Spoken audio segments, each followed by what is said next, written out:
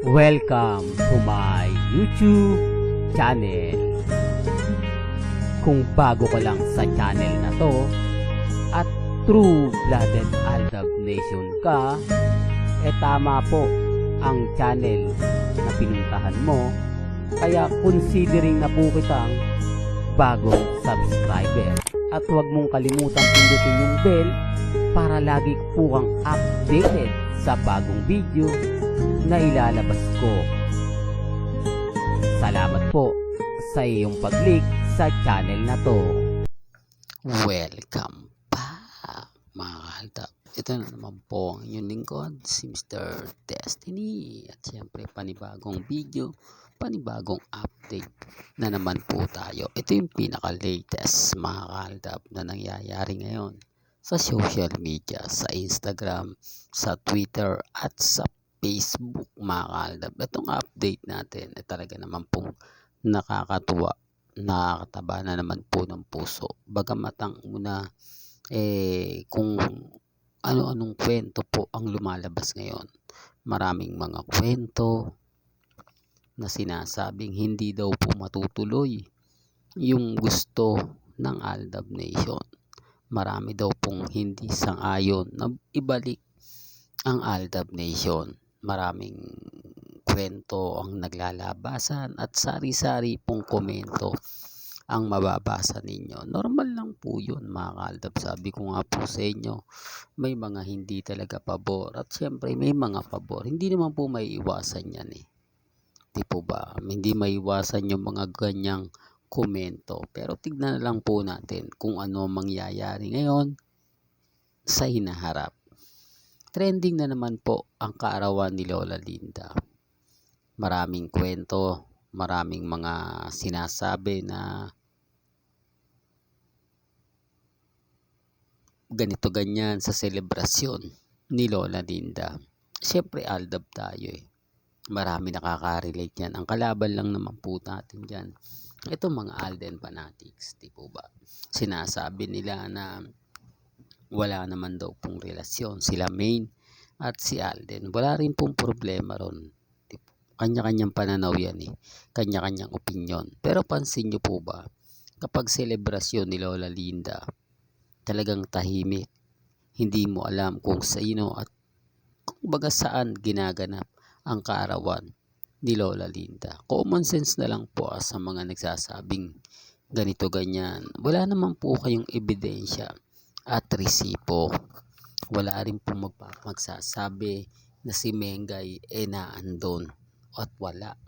Lahat po ng mga sinasabi nila haka-haka din naman po. Di po ba?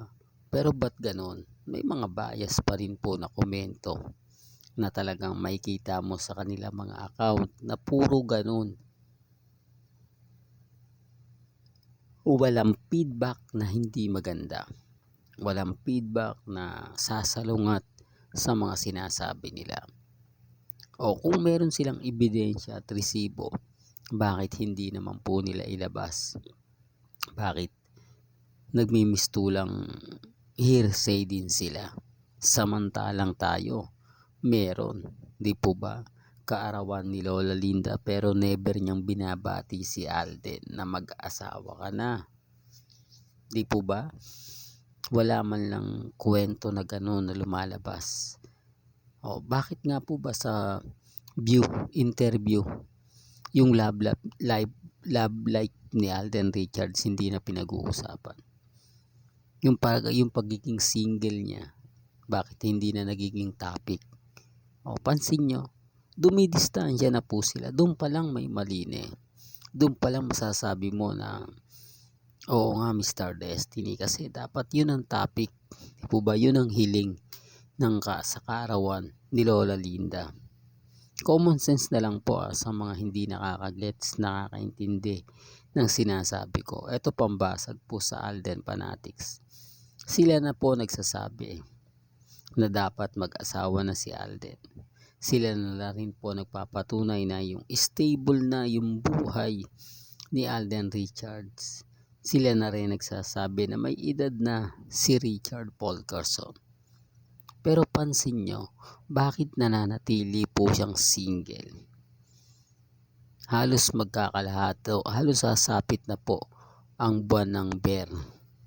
Pero wala pa rin paramdam. Wala pa rin pong makapagsasabi, magpapakita ng mga video na si Alden Richards nga po ay may karelasyon. Yan ang sinasabi ko mga kaaldab.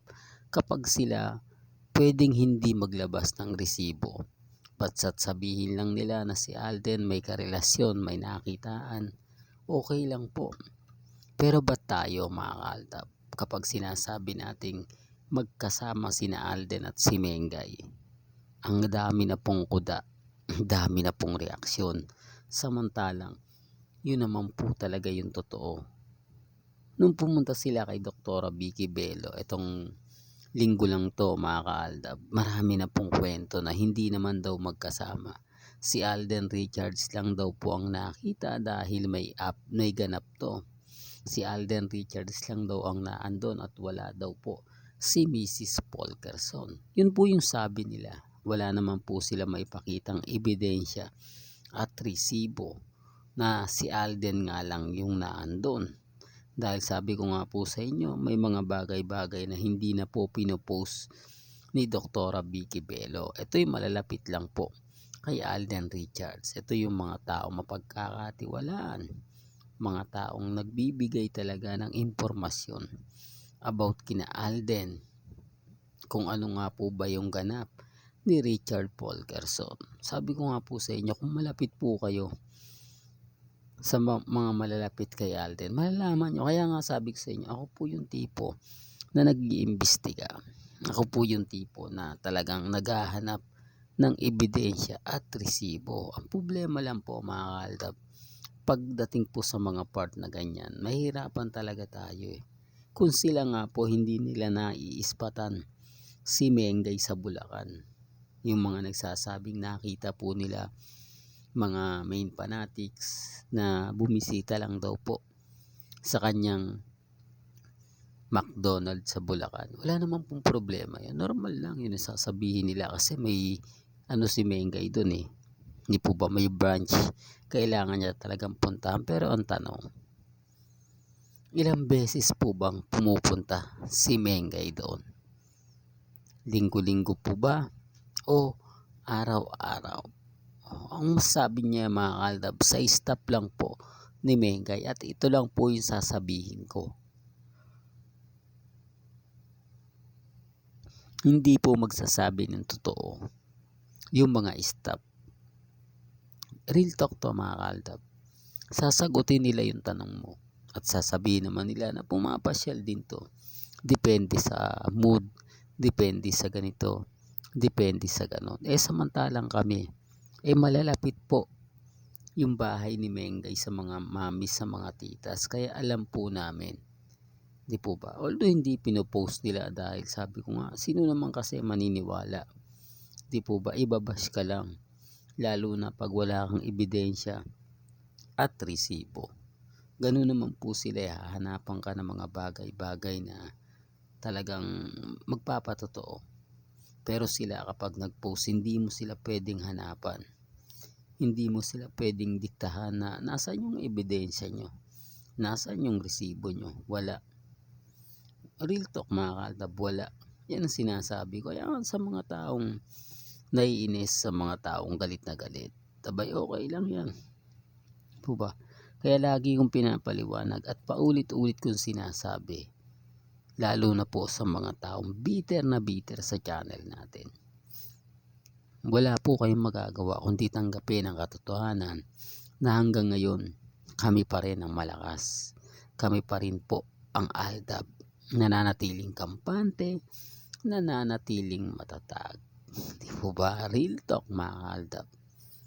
Well, hanggang dito na lang po ang ating latest updates. Kaya kung gusto nyo pa po ng pinaka-latest at mga sariwang update, abay tumutok lang po kayo dito po sa channel ni Mr. Destiny para updated kayo sa mga bago at sa mga latest na i-upload po natin maya-maya lang. Kaya kung bago ka lang sa channel na to at isa kang true blooded Aldab Nation na nagmamahal kina Mengay at Tisoy, tama po ang channel na pinuntahan mo. Kaya consider na po kitang bagong subscriber. At huwag mong kalimutang i-share ang mga video po natin sa mga mamis, sa mga titas, at sa mga senyor. Hanggang sa muli, salamat po sa panonood at pakikinig.